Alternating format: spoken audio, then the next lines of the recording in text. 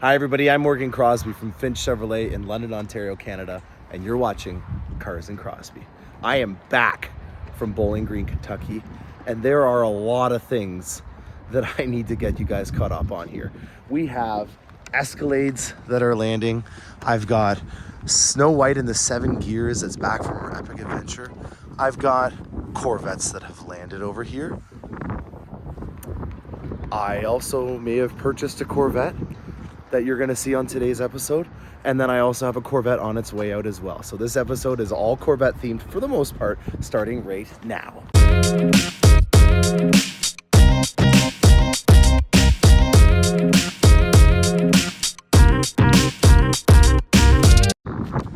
Okay. This is what it looks like after driving about 1,400 miles with Snow White in the 7 gears through quite a bit of stuff. First things first, I am going to be brutally honest about the roads. Kentucky, man, in the hills in particular off of I-65, what the heck is going on there on those hills? You get into a situation where you have a truck beside you and you can't change the lanes. You're basically setting yourself up for hitting a pothole. And I'm doubling down on why I purchased a second set of wheels. On one of these potholes, I went airborne. It was terrifying. Down a hill. So, you know, not to rip on the original Grand Sport wheels, but the reason why I bought them was for the exact reason of what happened. Where on the way back, I had a truck beside me. I couldn't go anywhere. I was in the slow lane.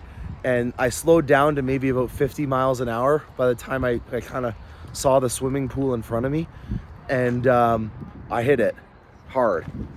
And the single tear came out and the car went airborne. It was that big of a boom.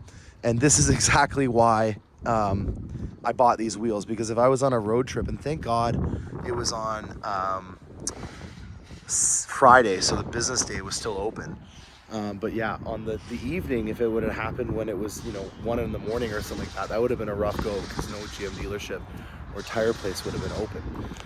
So backing up my decision to upgrade the wheels from these over here, even just looking at the spoke design, you can see that it's a little bit more, not flimsy, but it's a little bit more vulnerable. And all you need to do is a simple search of Grand Sport C7 wheels, and you'll see quite a bit of information about what I'm talking about.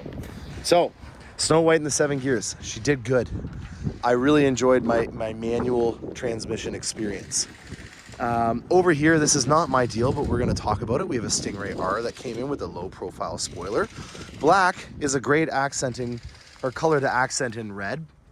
And we have the forged wheels with the red line on it, which is similar to what you see on the 70th anniversary edition. From a distance, I thought this was a 70th, but I didn't see the carbon flash metallic paint. And then we also have the non 70th anniversary interior. This is actually a competition seat with the red inserts. So very nice job at doing red accents on your Corvette. I like the Stealth logo, but in reality, if you were going for red accents, it actually probably would have been best to keep the original logo on the Corvette. And then the only other suggestion that I would have had would be to do the torch red Corvette script, because it looks like your accent secondary color was red, and you did do it on the engine cover, so that's a good option. And then the last suggestion, you did do it, is the steering of the seatbelts.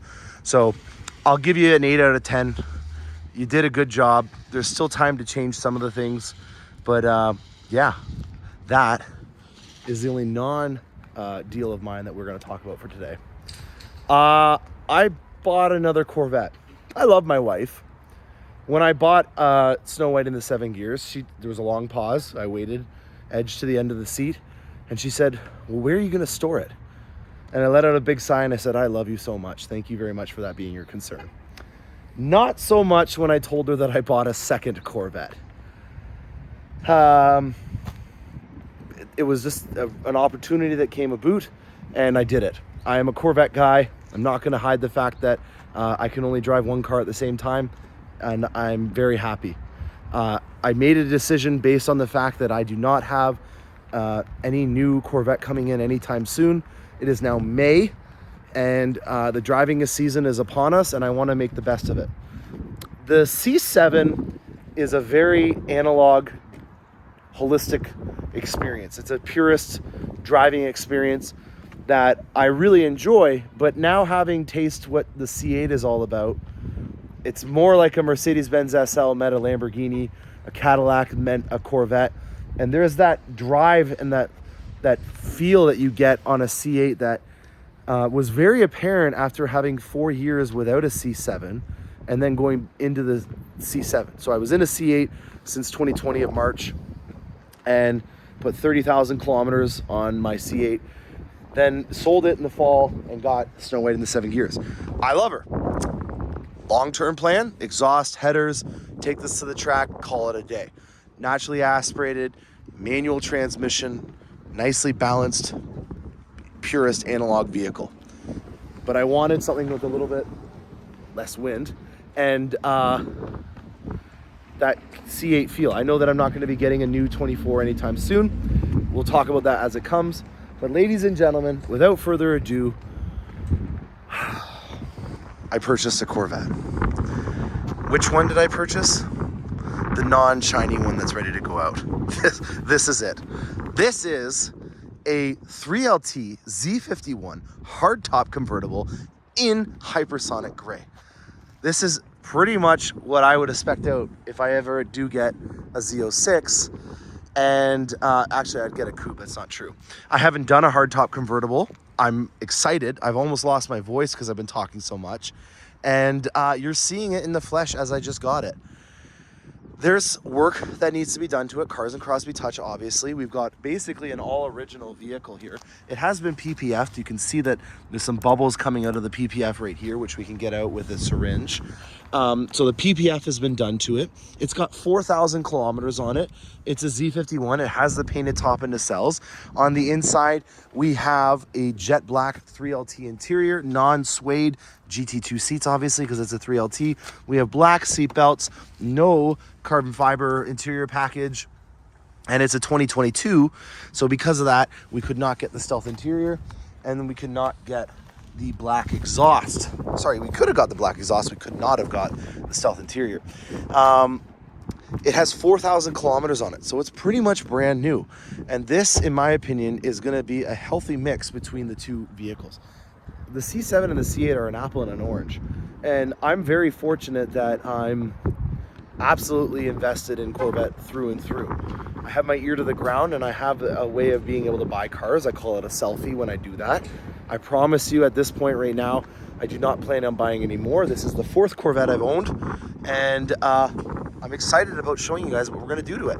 I need to obviously get in touch with Joseph at ACS Composites because it has the base splitter on there right now that's made out of pitted plastic.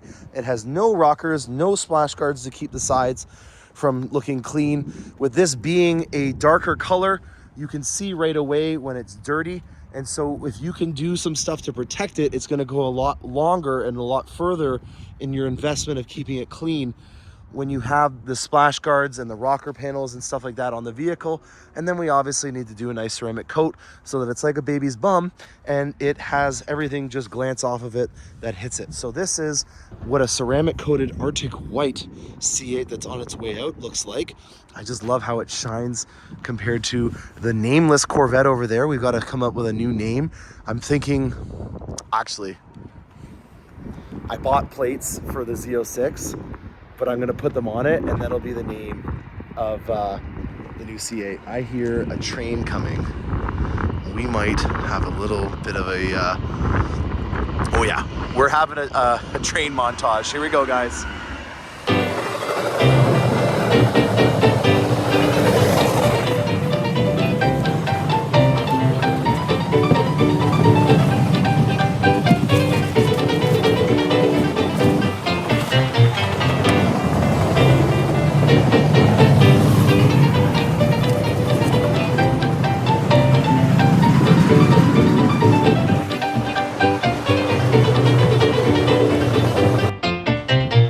And we're back.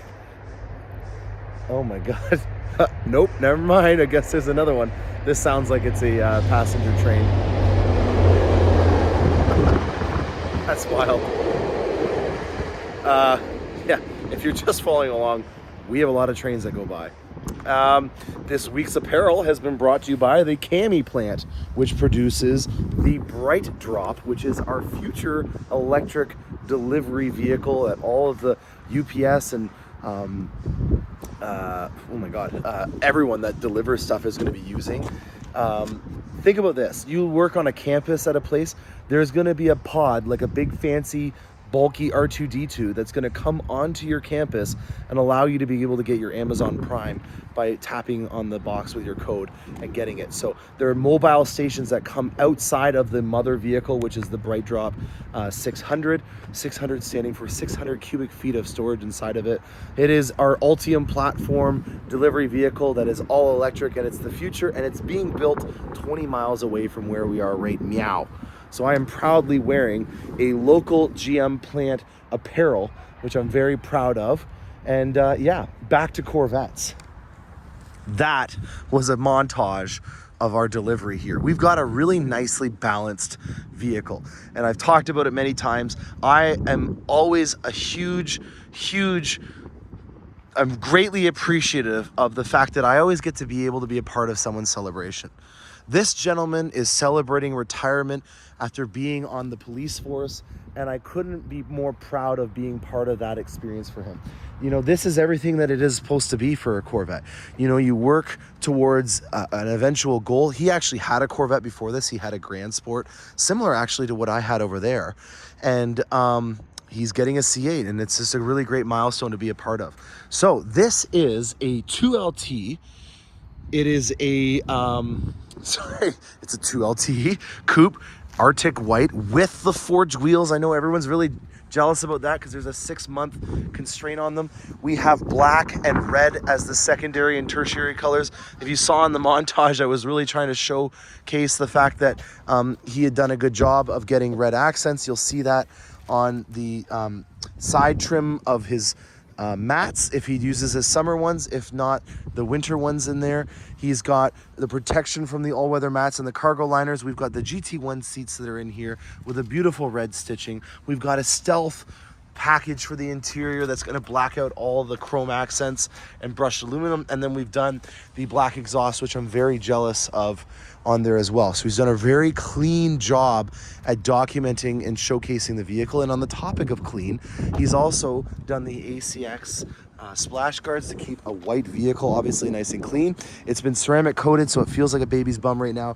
And then we have the 5VM front splitter from ACS on here as well. So we're just waiting for the car hauler to come out so that we can load it up, so we can store it away and get it delivered to the customer bright and early tomorrow morning. So yeah, I'm just catching up on the backlog here. I do have Escalades that are arriving and Corvettes that are on their way out. We do have a lot of the HD trucks that are being ordered right now. So if you are looking for an HD truck, this is a really good time to place your order. Other than that, I gotta get back to work. If you guys have any updates or questions that you want me to be helping you out with, I'm all ears. I'm back in action and working through the month. No other events that I can think of other than our Crown Vets show, which is happening near the end of the month for the Corvettes of Western Ontario. So we'll have more details about that in the next episode. I hope you guys enjoy this. Stay tuned for more awesome content. I'm Morgan Crosbie, and